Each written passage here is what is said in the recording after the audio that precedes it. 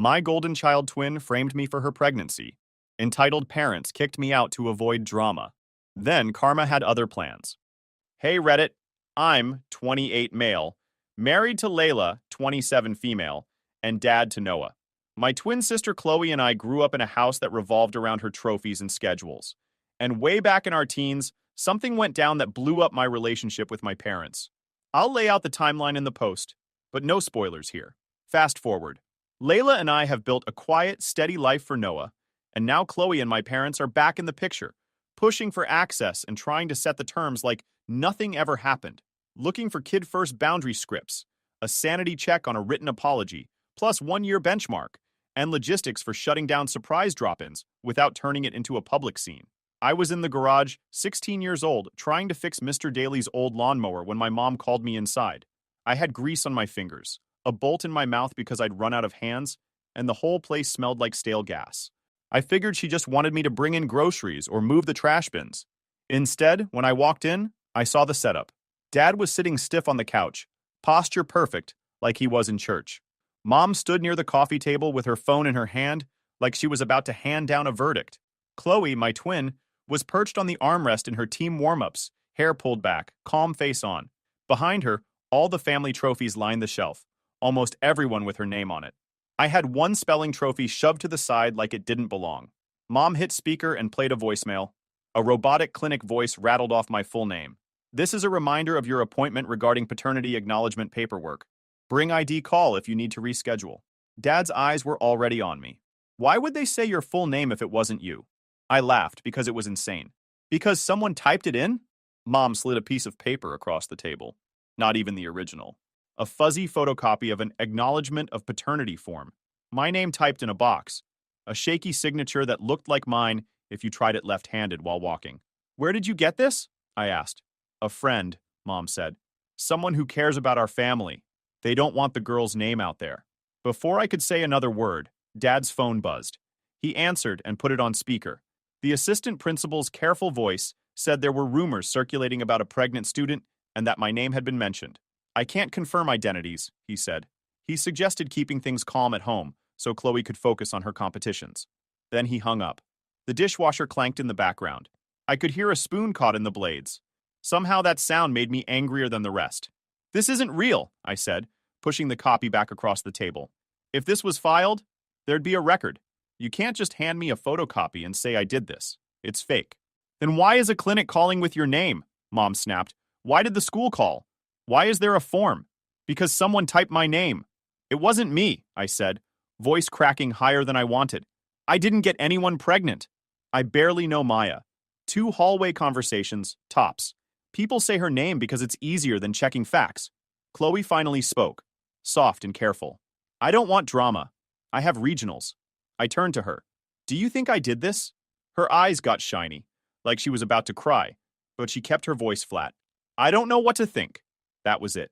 That was her contribution. Dad stood, and that was worse than yelling. Enough. You lie about curfew, you're late, you bring trouble, your sister needs this house calm. This isn't about you anymore. It literally is about me, I said, because you're saying Mom cut me off. We've talked to Pastor Len. We've talked to Chloe's coach. Everyone agrees Chloe's health comes first. She'll take a study and mental health break out of town, Mom said. Her iron's been low. The doctor wants rest. Mental health break? I repeated, because the words hit weird. Since when do people take mental health breaks out of town? Dad's face tightened. We're not discussing her care with you. I tried one last time. Show me the original. Show me a file date. Show me anything besides a fuzzy copy from someone's printer. Watch your tone, Dad said. And just like that, I knew the meeting wasn't about figuring anything out. It was the verdict. You're throwing me out for something I didn't do, I said. No one answered. Pack a bag, Mom said finally. It's best if you stay somewhere else for now. We won't let this drama tear the family apart. Dad held out his hand. House key. You have 20 minutes. I went upstairs, grabbed my backpack, stuffed in some shirts, jeans, charger, and my little screwdriver set. Dumped my shoes into a trash bag. My room smelled like cinnamon from a vent freshener Mom had left in December. The poster over my desk had a bubble in the corner I'd never been able to smooth out. I looked at it once, then zipped the bag. When I came back down, Chloe was gone. Mom was scrolling her phone. Dad was by the door, Hand out for my house key. I dropped it into his palm. Do I get to say bye? I asked.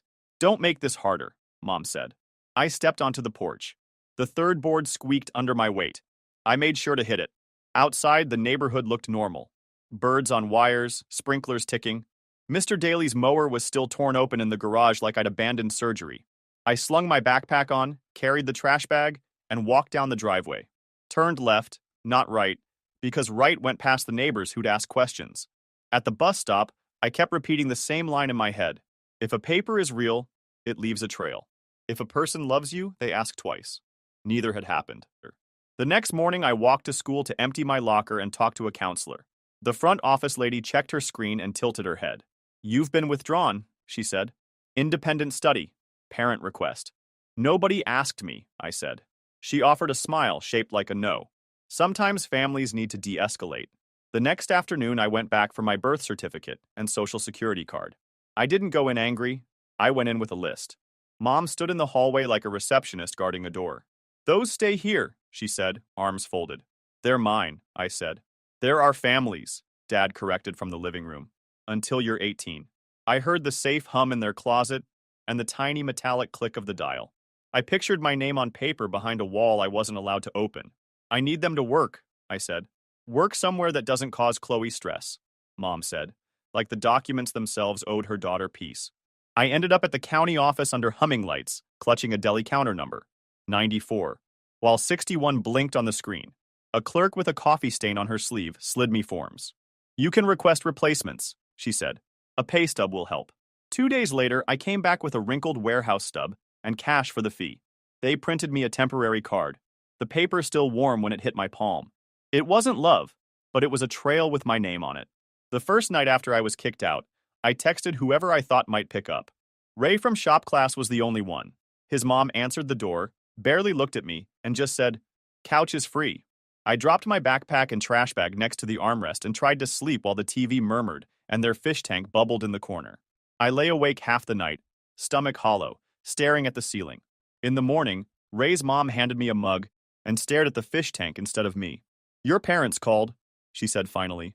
Said you're making things up and we're enabling you. I'm not sending you out hungry, but I can't get in the middle.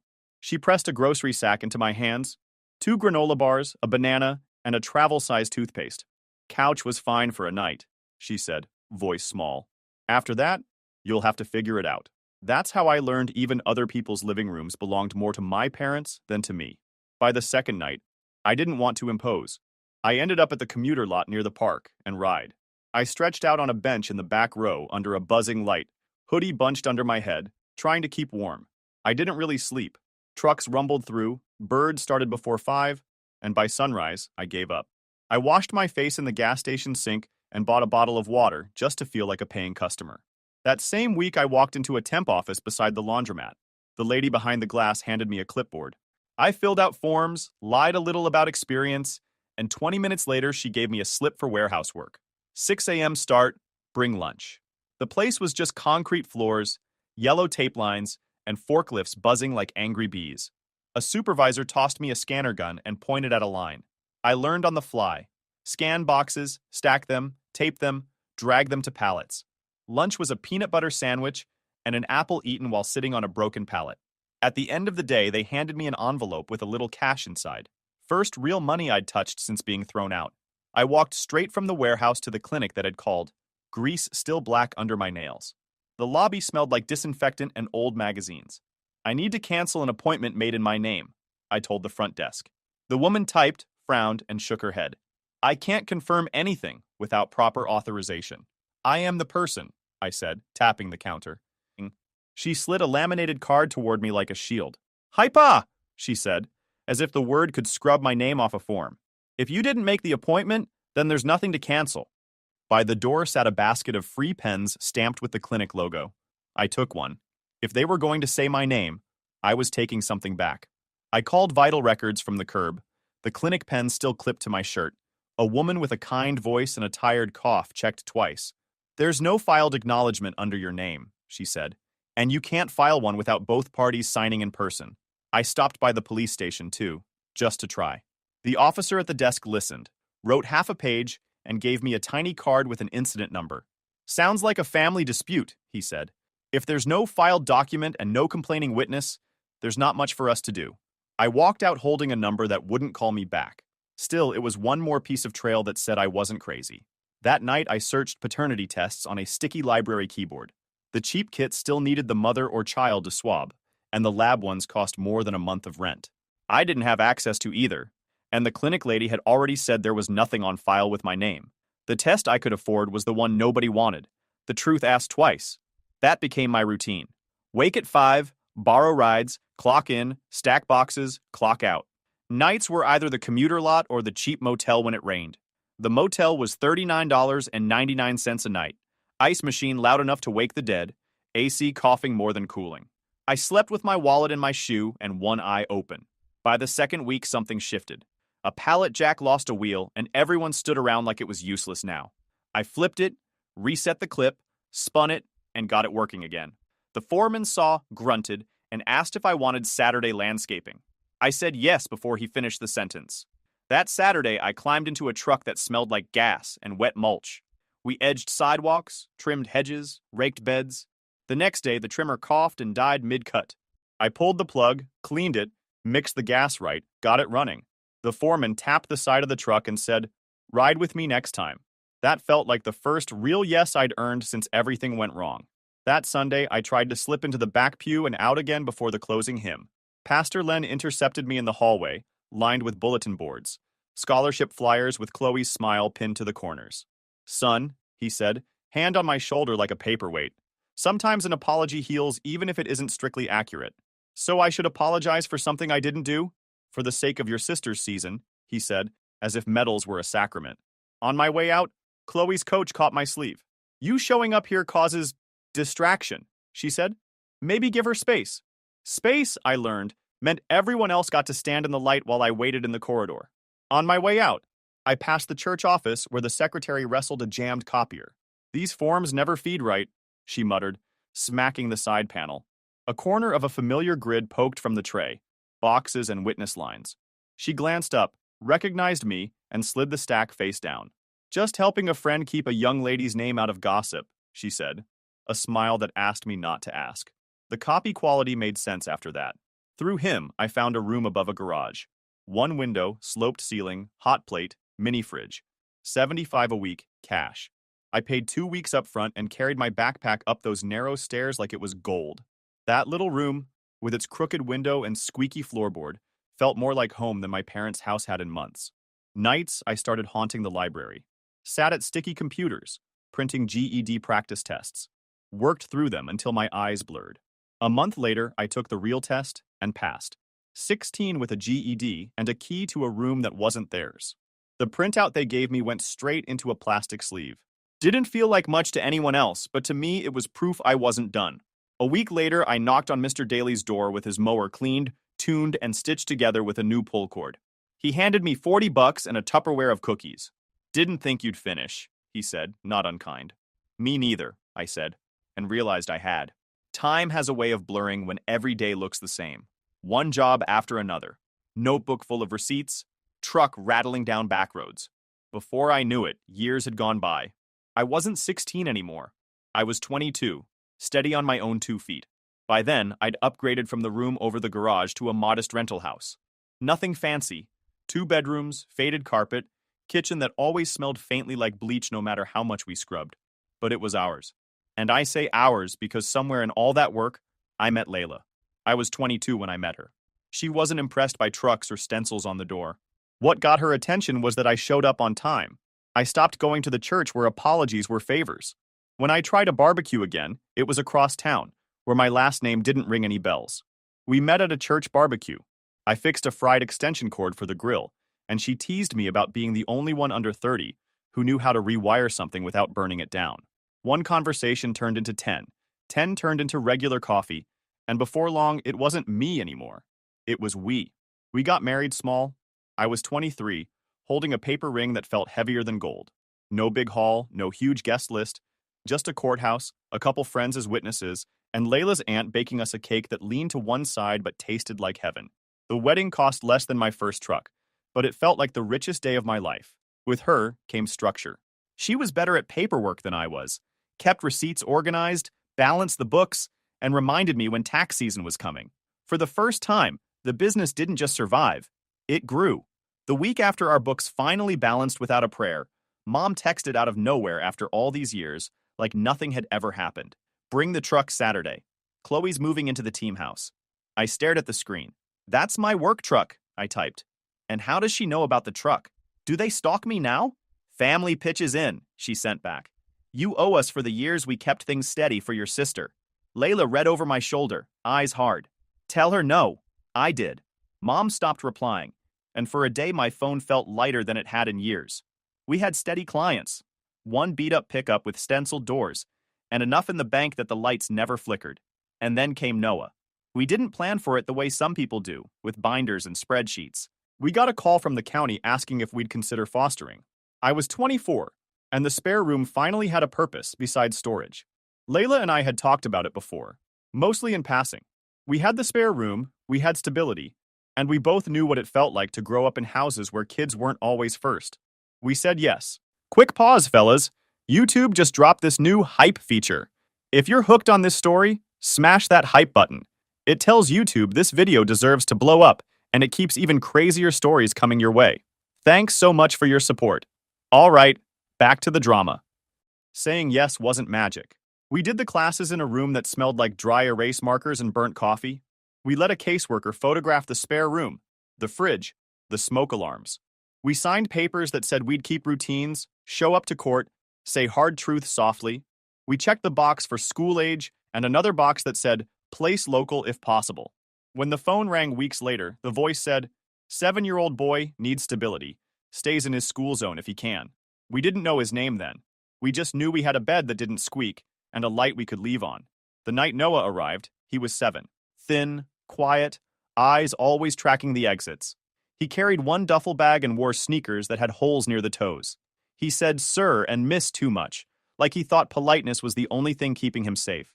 At first, he didn't unpack, just kept his clothes in the duffel by the bed. He'd test the door chain twice before lying down, then still get up once more to check it again after the lights were out. He'd eat fast, like food might disappear. Layla and I didn't push. We just let him see that dinner showed up at 6, breakfast was waiting at 7, the chain was always on, and the light in the hallway stayed on all night. Slowly, the duffel emptied into the dresser. Slowly, his sneakers found a spot under the bench. I knew what it meant to be written off, to be called a problem, to be told you didn't belong in your own house. Watching him settle in was like watching an old wound heal in real time. After about a year, we told the county we were ready for adoption. Court dates came and went, papers got signed, and one morning we sat in a judge's chamber while he said, "From this day forward, you're a family." I couldn't believe I was a dad at 25. We took Noah out for burgers after. He didn't say much, but that night he taped the adoption certificate to his dresser mirror like it was the most important paper in the world. Later, the case file trickled to us in copies. Whole pages blacked out, little windows of plain text left behind. We learned there'd been a kinship placement that lasted 3 months, another home that lasted less. We learned he kept a grocery sack of clothes in his closet even when he had a dresser. We learned that when he was 6, he liked to sleep with the lamp on because doors didn't always stay shut where he'd been. None of that changed who he was in our house. It just explained why he checked the chain twice. Life got busier, but in the right ways.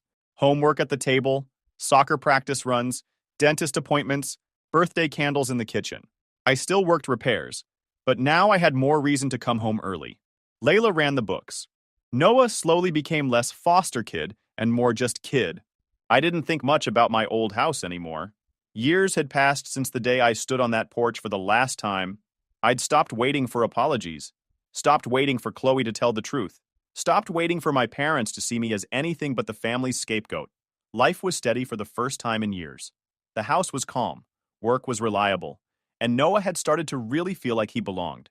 He'd unpacked every drawer, stopped double-checking the chain more than once, and called me Dad without hesitation. If the story had ended there, I'd have been happy. But life doesn't let you seal on clean. It started at a doctor's office, just a normal pediatric appointment. The nurse clicked through forms, asked about family history, and when I explained Noah was adopted, she handed me a paper. "You can request medical background from the county," she said. "Even if it's sealed, they'll usually release health-related info." I didn't think much of it. Just paperwork.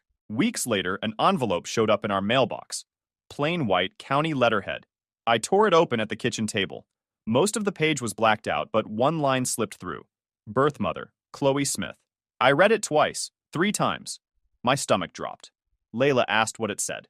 I slid the paper across the table. She read it once, then laid it flat like it burned. So, she said slowly, your sister's son is your son. We booked a session with a family therapist the same week. She didn't hand us a script, she handed us steps. Tell him the big truth first. He was adopted, he is safe, he is permanent. Tell him the next truths when he's ready. Who carried him? What that means, what it doesn't. No surprises later, she said, but also no floods. We practiced sentences at the kitchen table after Noah went to bed. We decided we'd answer every question he asked and none he didn't, and we'd let his questions set the clock. I called the county too, worried some switch might flip now that we knew. The caseworker's voice didn't waver. Your adoption is final, she said. That's the whole point of final. Nothing about a biological connection changes his status in your family. When I hung up, the house felt heavier in a good way, like the foundation had been poured twice.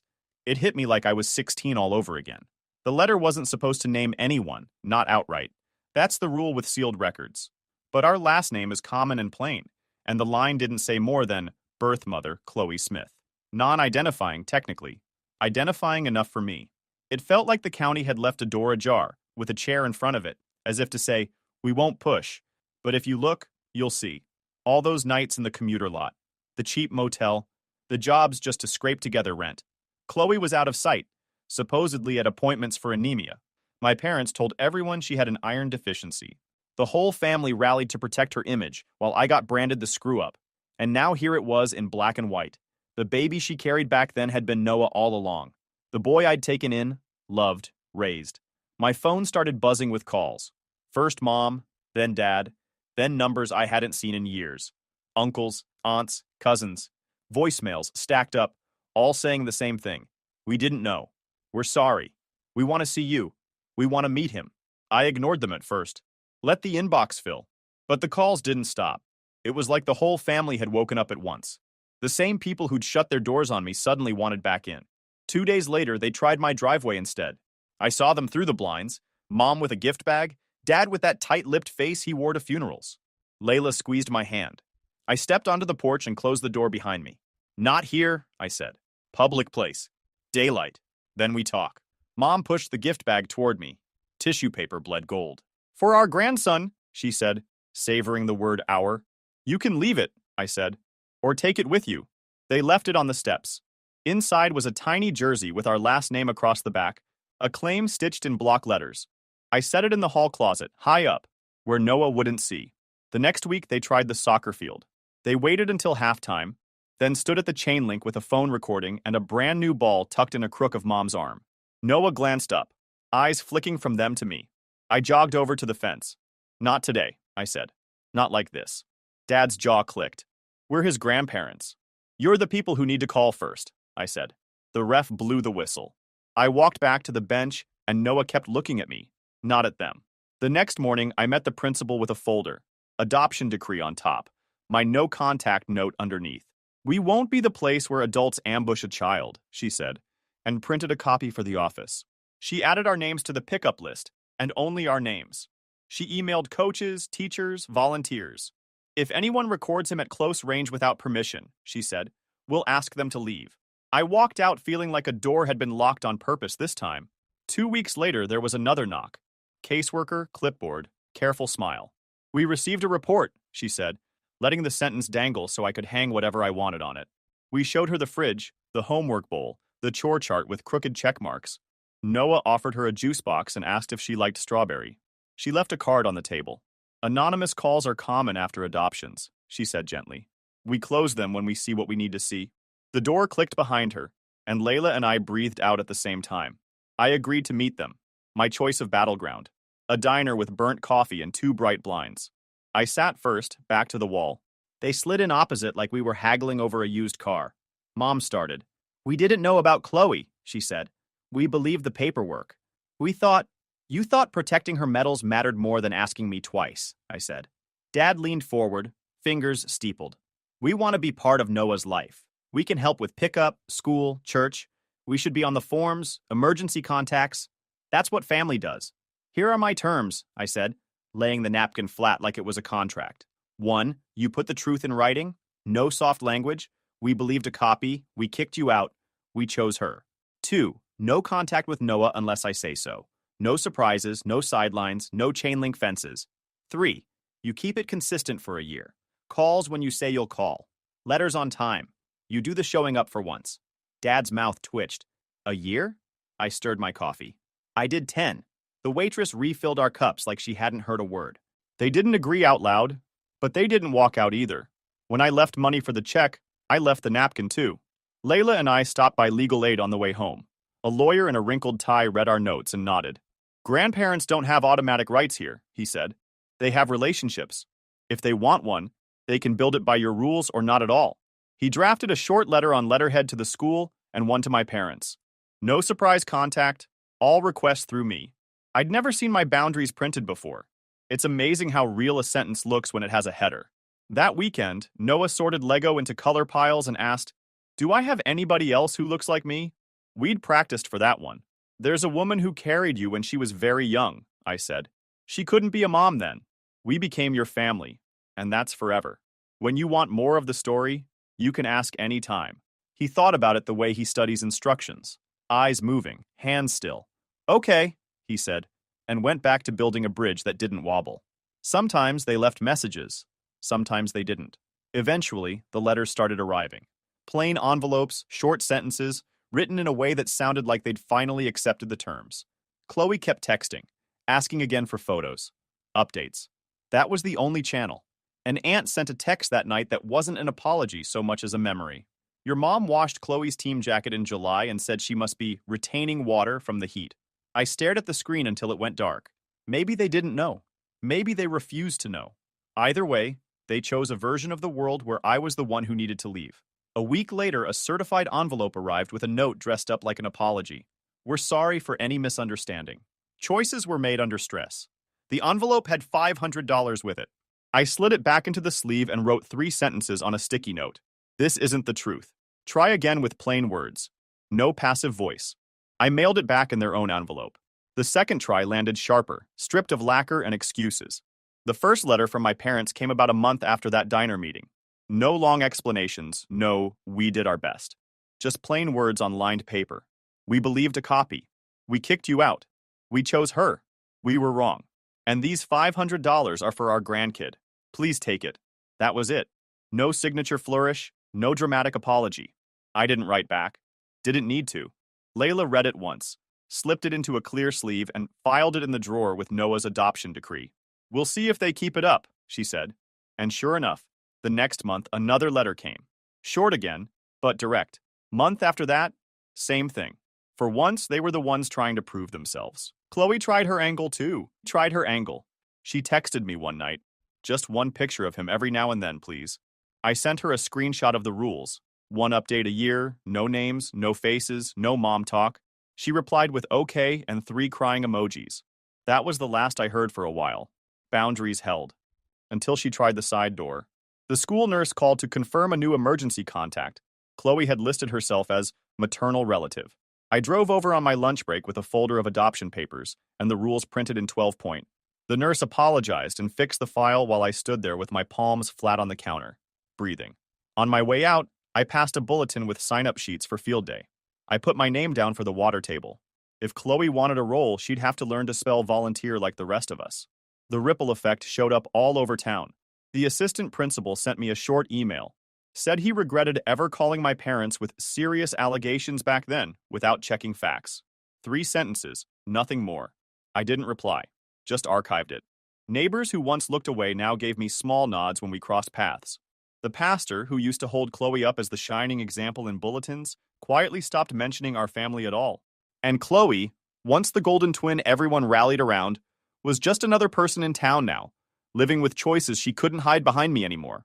I ran into Maya at the grocery store, restocking the cereal aisle. "Hey," she said. Then, lower, "I'm sorry my name got used back then." "You didn't do it," I said. "Chloe's friends did," she said, eyes on the shelf labels. "I tried to shut it down, but people like a neat story." "I know," I said. "I lived in it." She nodded once, relief shaped like air. Meanwhile, my life kept moving forward. The business grew faster than I expected. The school put me on a small contract for door closers, buzzers, and fridge maintenance. The grocery store signed me for monthly walk-in checks. Word spread, and my phone didn't stop ringing. I trained Ray on the easy jobs. The first time he texted me, "Done," with a photo of a church fridge drain running clear. It felt like passing a torch. At age 27, we bought our second truck, stenciled the name straight the first time, and for the first time, it felt like a real company. Noah kept adding wins of his own. His science fair project, a popsicle stick bridge, took second place. He clipped the ribbon to his backpack without much of a smile, but I could see the pride in how he carried himself. At the park afterward, he asked for 10 minutes on the swings. He picked the one that faced the road, pumped his legs, counted to 10, and jumped off without fear. That meant more to me than the ribbon.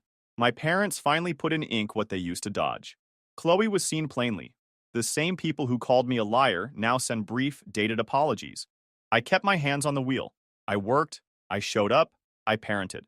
The rule is simple. Noah's home stays calm. The sister who put my name on her paperwork isn't a safe parent for him, so the boundary holds. No drop-ins, no shortcuts, no access without my say. I used to picture the win as me storming back into my old house, throwing their words in their faces, making them admit what they'd done. But when it finally came, it wasn't loud at all. The win was steady paychecks.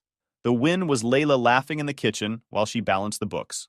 The win was Noah sleeping through the night without needing to check the door chain twice. And when the next letter came, short, dated, plain as the last, I didn't feel bitterness anymore, just distance. They were finally the ones chasing me, not the other way around, and I didn't need their door anymore. That was the win.